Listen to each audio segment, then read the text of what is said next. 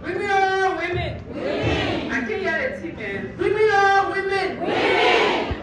Bring me all women. Women. Girls or girls. Girls. Okay, I can see some men in the house. Men or men. Men. I can show men in the place that men or men. Men. Mothers or mothers. Mothers. Mothers or mothers. Mothers. Thank you all very much. I'm very happy to be here this afternoon to be a part of this great occasion. And I said great because this is coming at a time our young women, some of us when we were growing up, these kinds of events and activities were nowhere to be found. Some people learned about menstruation when they saw it.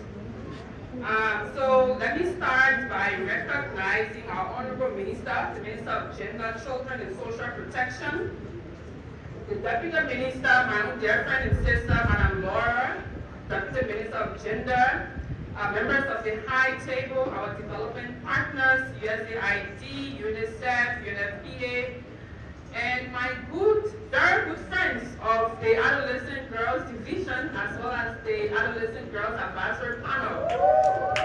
I am happy to be here. It's as if I'm home. So I used to work at the Ministry of Gender, Children and Social Protection. I was also the head of the Adolescent Girls Division. At the time, it was a unit. And then we advocated and it became a division. I'm very happy that the work is still continuing. And I see my girl in the work. She's really doing very well. And thank you to the minister and the team for keeping the dream alive. Because we know adolescent stage is a very important and critical stage in a woman's life. It is a stage where when you reach with limited information, you either go right, left, or nowhere. And the fact that we're at this stage and talking about International Menstrual Hygiene Day, it is important. I would like to center my comments on a few things. And kindly bear with me. And I will also be talking about my own experience as I started earlier. And it's quite an important time in the lives of young women. And I'll also try to be as very simple as possible so that the young girls who have come from different parts of the country, particularly in rural Montserrat, so when you go home today, when they ask you what happened, you ought to explain to them. Don't you have to say we had a report of you book so you're able to sit down and explain to your friends, you're able to explain what you know, but more importantly, you're able to get the necessary education.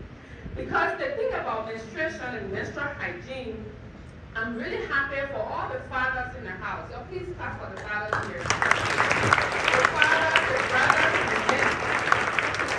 And Minister, I think one of the things we need to also continue to do is to involve men in these events.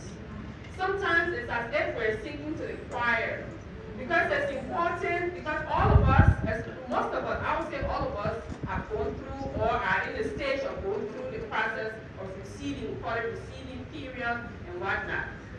But it's important that our fathers, our brothers, our husbands are also okay because that's on period, right? Yeah. That's on period. I think I read something today. That's on period. Exactly. So we need to be able to reach a point where our families are comfortable with having the conversation. Before we even go into detail, because this stage, in understanding where we are with menstruation, knowing what it is, because sometimes as people are not comfortable, that's where you have all these challenges. And it's important that we, who are family, who are interestingly, I'm a mother of 3 girls. God just decided to give me 3 beautiful girls, and that means I'm in this period business forever. So we need to be able to understand and educate our community, educate our families, and be comfortable with the conversation. Understanding where we are. Today, I'm sure the minister earlier on, if you listen, she talked about some of the challenges in the statistics on how women are accessing information, particularly young women and girls. But if you also see that there's a high level of teenage pregnancy, and this is within the gap of the adolescent age. and understanding what is period. What are the processes? If you're receiving, what do you need to do? How people need to be comfortable. The education you will have. There are some people who really do not know the calculation of how many days you receive. People just get a period because they get it and it's finished, they go on by the normal business. So because we have a lot of information, we have a high level rate of teenage pregnancy. And period pregnancy is tied to poverty. So do not, I mean, you all look very beautiful, especially to our adolescent girls in the house.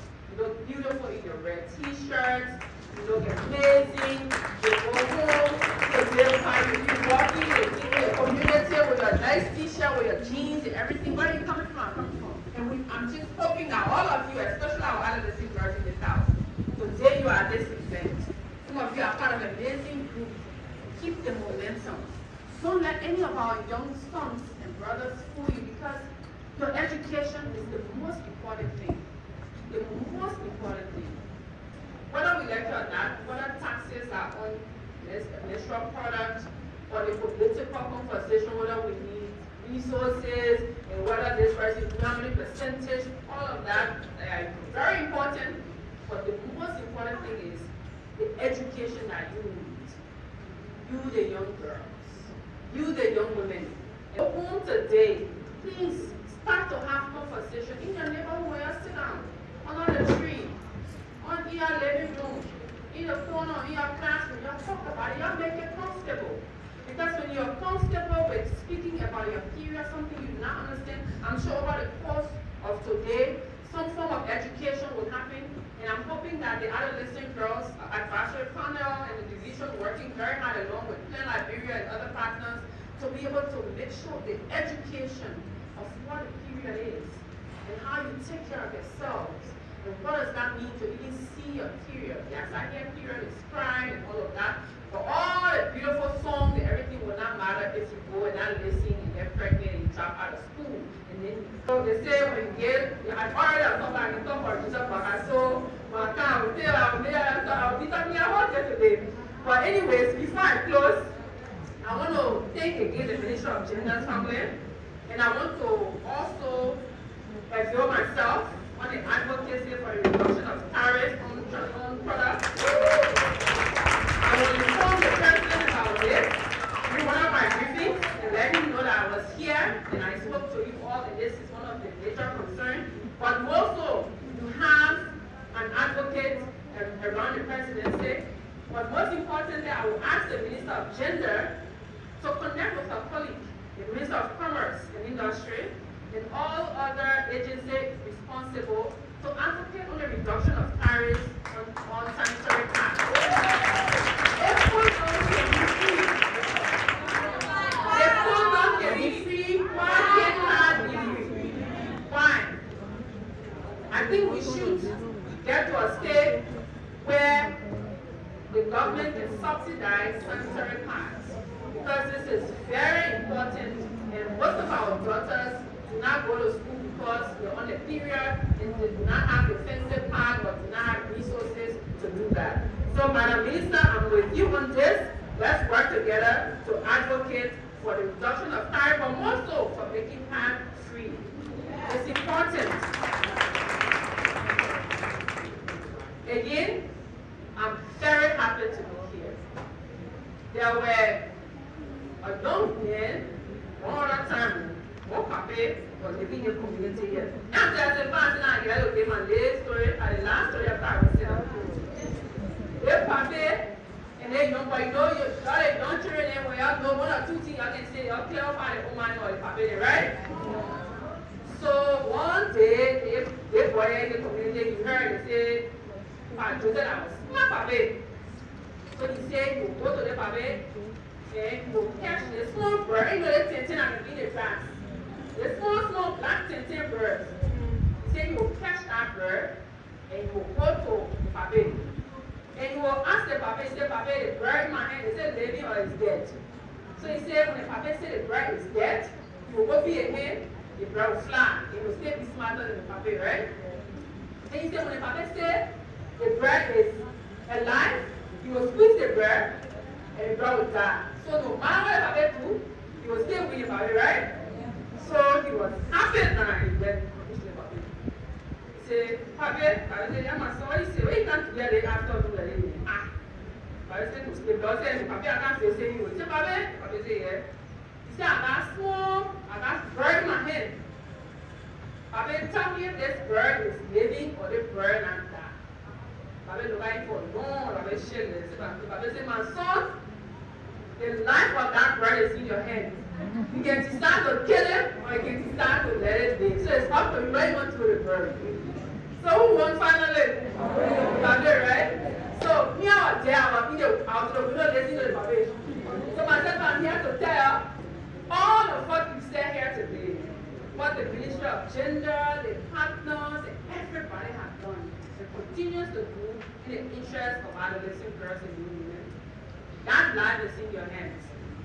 You can decide to kill it, or you can decide to let it live and have a brighter future. And I'm sure with all the faces I'm seeing here today, it is going to be a brighter future for all of you, right?